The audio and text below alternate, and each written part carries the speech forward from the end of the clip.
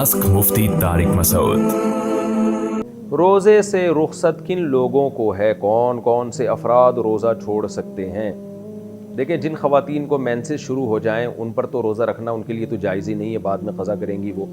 बाकी दो किस्म के लोगों को अल्लाह ने इजाज़त दी है रोज़ा छोड़ने की, एक बीमार और एक मुसाफिर। मुसाफिर में शर्त ये है कि जब सफ़र आप मुसाफिर बन चुके हों तो बनने के बाद सहरी का वक्त ख़त्म हुआ हो।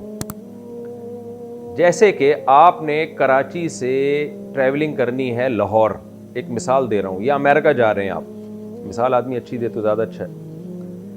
जब जहाँ भेजना ही आपको फ्री में ही भेज रहे हैं ना, तो अमेरिका ही भेज दें सीधा, या बल्कि मक्का मदीना भेज दें, वो ज़्यादा अच्छा है। आप मक्का जा रहे हैं कराची से, तो कराची एयरपोर्ट पे आप बैठे हुए हैं और सहरी का वक्त ख़त्म हो गया, तो आपके लिए रोज़ा छोड़ना जायज़ नहीं है। इसलिए कि जब सहरी का वक्त ख़त्म हुआ है, आप रोज़े के टाइम पे जब दाखिल हुए हैं तो उस वक्त आप मुसाफिर बने नहीं थे, इसलिए उस वक्त आप रोज़ा नहीं छोड़ सकते। आपको रोज़ा रखना पड़ेगा, जहाज़ में कंप्लीट करना पड़ेगा उस रोज़े को। लेकिन जहाज़ उड़ चुका था, कराची छोड़ चुका है और कराची की हुदूद से निकल चुका है, उस दौरान सहरी का वक्त ख़त्म हो गया, अब आप मुसाफिर बन चुके हैं, तो ये सहरी का वक्त जो ख़त्म हो रहा है सफ़र की हालत में हो रहा है, इस सफ़र में आप रोज़ा छोड़ सकते हैं।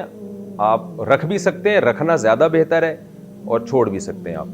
तो फिर जो है आप यानी मकसद ये है कि सफ़र से ये वाला सफ़र मुराद है। फिर जब आप कहीं जाके स्टे करेंगे सफ़र में और आप ट्रैवलिंग कर रहे हैं, कम से कम 78 किलोमीटर दूर जा रहे हैं, आप अपने शहर के मुज़ाफ़ात से भी बाहर 78 किलोमीटर दूर जा रहे हैं, तो इतने लंबे सफ़र में जब सहरी का वक्त ख़त्म होगा तो आप रोज़ा छोड़ सकते हैं। और वहाँ पहुँचने के बाद अगर किसी शहर में जब तक आप 15 दिन के स्टे की नीयत नहीं करते, आपके लिए रोज़ा छोड़ना जायज़ है। जहाँ शहर में आपने 15 दिन के स्टे की नीयत कर ली तो फिर आप रोज़ा नहीं छोड़ सकते।